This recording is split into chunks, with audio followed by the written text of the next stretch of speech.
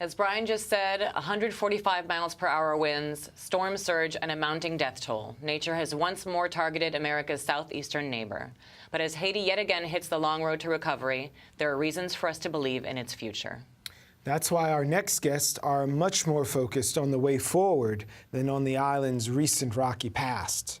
Marie Saint-Cyr is the executive director of the Lambi Fund of Haiti. Welcome. Yanick Eveillard is the president of Odio-Dondon Haiti. Thanks for being here. And we're also happy to welcome back the CEO and Firestarter of Community2Community, Marie-Yolaine Toms. Thank you for being here, all of you. Thank you so much. I'm hoping we can start with a little bit of background about your organizations. Yanick, let's start with you. Sure. Again, my name is Yanick Eveillard, and I'm the president of ODID. ODID is the organization for Dondon's integral development. Dondon is a town in the northern Haiti. And I had also funded the National Haitian American Health Alliance for 10 years that held annual conferences. So we're very familiar with Haiti, the system, the healthcare system. My background is also public health, so I'm happy to be here. Thank you. Absolutely. Thank you for being here. Marie-Yolaine? Thank you for pronouncing my name correctly. I appreciate you. Thank you. You get an A for effort. Thanks for having me back. As you know, Community2Community is in Petit Goâve, which is about 42 miles south of Port-au-Prince.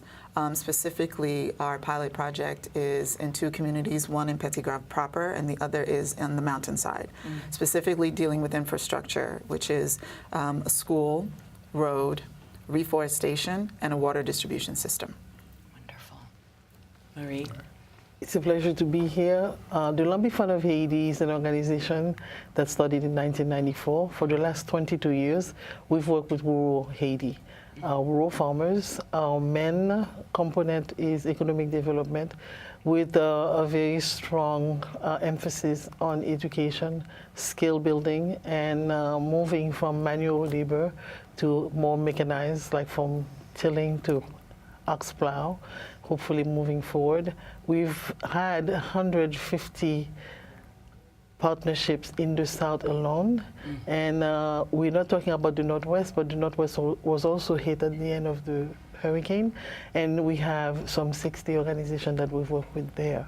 And so we have spread across the island, doing things like mills for transformation, irrigation canals, water wells. In the last year and a half when the drought hit Haiti, we built 30 new cisterns in Jarabel, an area that is known for drought, and we continue to build. We have also a priority on women because we do microcredit so that women can have the means to establish small enterprise, the bulk, so that they can sell. And we believe that in doing so, they bring a service also to the community because they're bringing to remote communities things that they are not, they don't find in the local markets.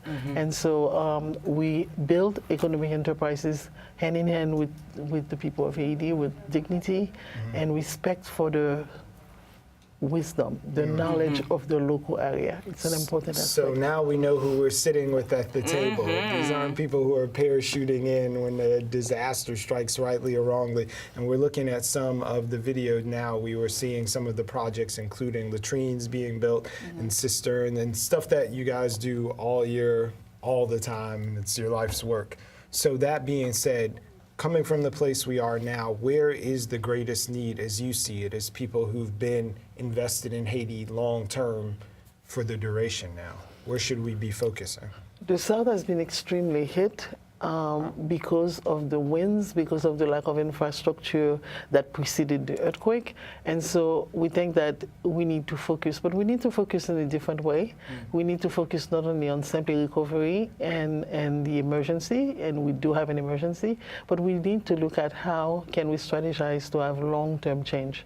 Gotcha. For us at the Lambi Fund, it's important for us to look at what we've lost and to move from recovery to repair and restore, so that we can repair what needs to be repaired and restore so that people can move to the capacity that they were before. So that we're looking not only at covering houses so people can have shelter, assuring that those who are sick, those who are hurt can get to the doctor, but we're also looking at what existed. If a mill is broken, what existed, how can we fix it, and how we move forward. So if the South got a large brunt of the wind and a lot of the surge, how is the North faring? Actually, the North, we did very well. Okay. We did not get any, we had a little bit of rain. Gotcha. But, you know, we're each other's keepers. Yeah. And whatever happens in the South, vacuum. it's going to impact the entire country. My organization, in fact, again, it's looking at development in the North, in one specific town in the North, which is where I'm from. And we do have, and my background, again, is public health. So the first thing that came to my mind, what are we going to do? Of course, we have cholera that came into our midst, and it's so ironic that when cholera was first announced, it was actually at one of the conferences that my organization had put together. It was such a sad day, such a sad time, because we were still fighting. It was the same year of the earthquake, and the news came, and it was like another thing. So my biggest concern, and people in the health field, is what happens in the conditions that the South is in now, in terms of people, you know, are homeless. There's no food, although there is aid getting now, but there's some areas we're still not able to reach, and we don't really know what's going on. But the fear of communicable diseases, waterborne diseases, and airborne diseases, and again, It's like a second wave. the infrastructure was not there, which is why we've always advocated for long-term solutions. Had our infrastructure been stronger, the number of deaths we have registered from cholera would not have been so high. So again, emergency, we need to get people food, we need to get people water, but this is, I think, another sad opportunity. I mean, it is an opportunity for us to look at the infrastructure and not just do, because look what happened after the earthquake. We really thought this was going to be an opportunity to rebuild. We're talking about the same issues. We're having the same conversations. So we're hoping this time we can really look at longer-term solutions and look at infrastructure in terms of water, so that, you know, when there's another emergency, we have things in place to be able to better respond to the crisis. And it's not an emergency. Yeah. It's hurricane season. Hurricane season happens every year. For 4 or 5 months, this is what it, when we were in Haiti in 2015, we literally just missed Hurricane Erica in August, right? So what we'd like for folks to kind of, you know, wrap their heads around, and you just said it, the second wave. So the emergency responders technically are required to be there for 30 days. After that, it's not about life, trying to find people who are alive, et cetera. The transition has to happen, and I think we need to move from the mindset of relief to relieved. At what point does it become relieved? So what these ladies are talking about, the infrastructure, is it.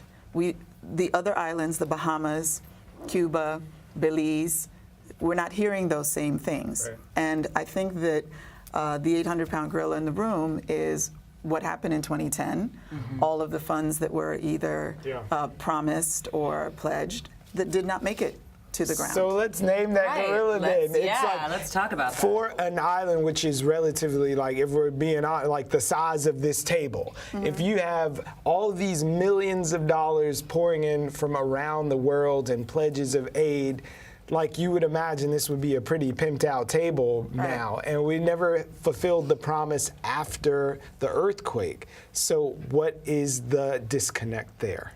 I don't think it's a disconnect, really. We were sharing before we came on here, looking back at 2010 and the response now, right?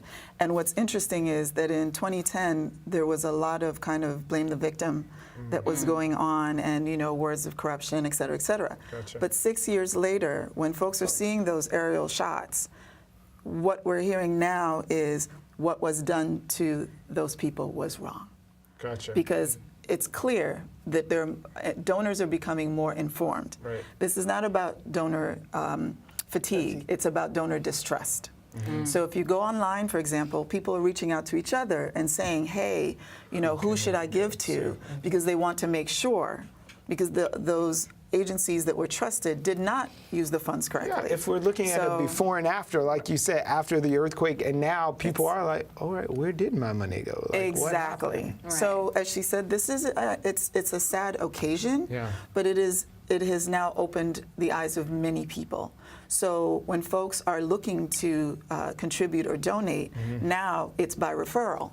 So it's 22 years on the ground. Right. It's I've seen you on BK Live. It's I know Dondon and I know your family. So the folks are more focused on giving to where they know there's going to be a return on their investment. Right, and you're speaking about doing that specifically and not doing maybe what the president is encouraging and urging people to do, which is to give to the Red Cross. Listen, the history of the history we've had a lot with of the Red tarps. Cross has been lots of tarps, and the engagement has been extremely limited with the people of Haiti, and the outcome is clearly obvious.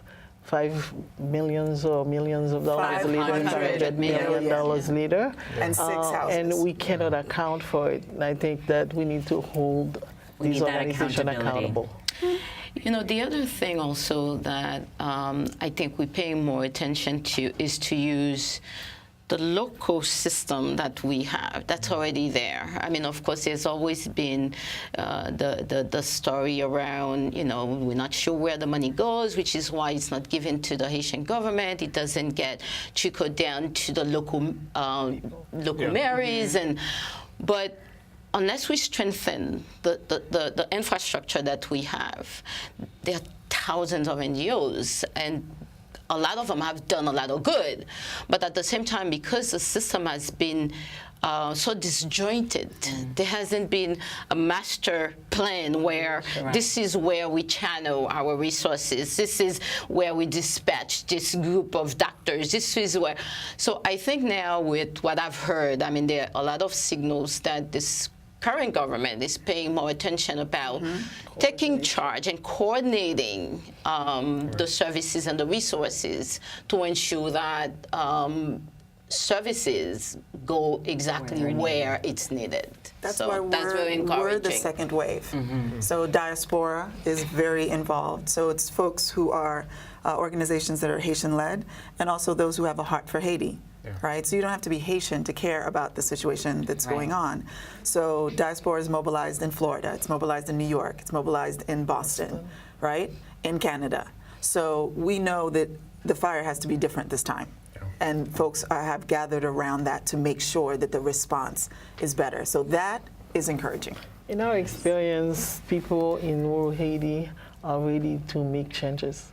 They're ready to work, and they work hard. The organizations that we have partnered with in Haiti have done tremendous work, even to the point of building roads by hand so that we can enter the roads in order to create the cistern and bring water. And women doing mills of petit meal millet by hand until they get mechanized mill. So you can see the work, and they have pride. And I think that part of what needs to be done in Haiti for Haitians who have proprietorship in the rebuilding of Haiti.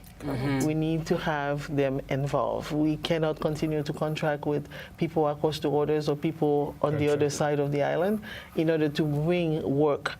And we need to leave skill set in Haiti. So if you come there to build an infrastructure, the people in Haiti need to be part of that training so that they can maintain it.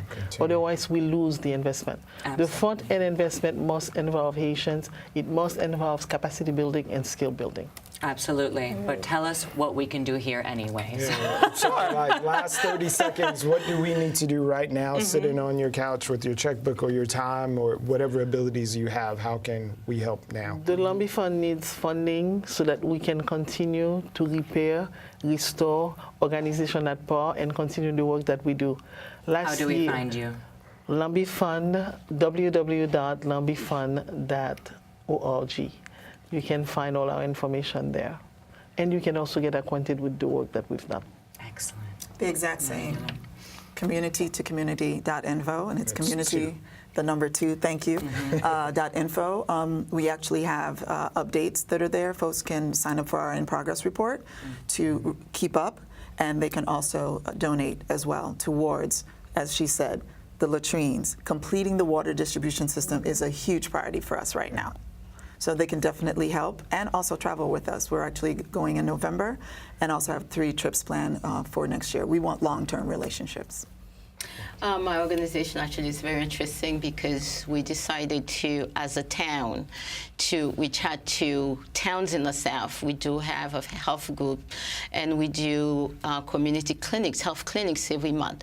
So that group that's already there in the North will be going to the south. Our first is going to be in Leogane, which I think your dad is from Leogane, Marie, in November, and we're hoping to raise enough funds because these are people that are experienced in providing that kind of care in those kind of settings. So we're hoping we can raise enough funds.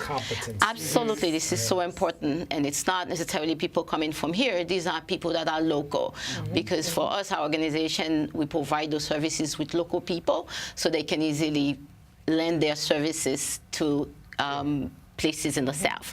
Our website is dondonhaiti.org, D-O-N-D-O-N, that's the name of our town, Haiti.org. Thank you so much for joining us, for all being of you. here. Thank you, and Appreciate for the it. work you do. Thanks for having us on. Thank you. All right. So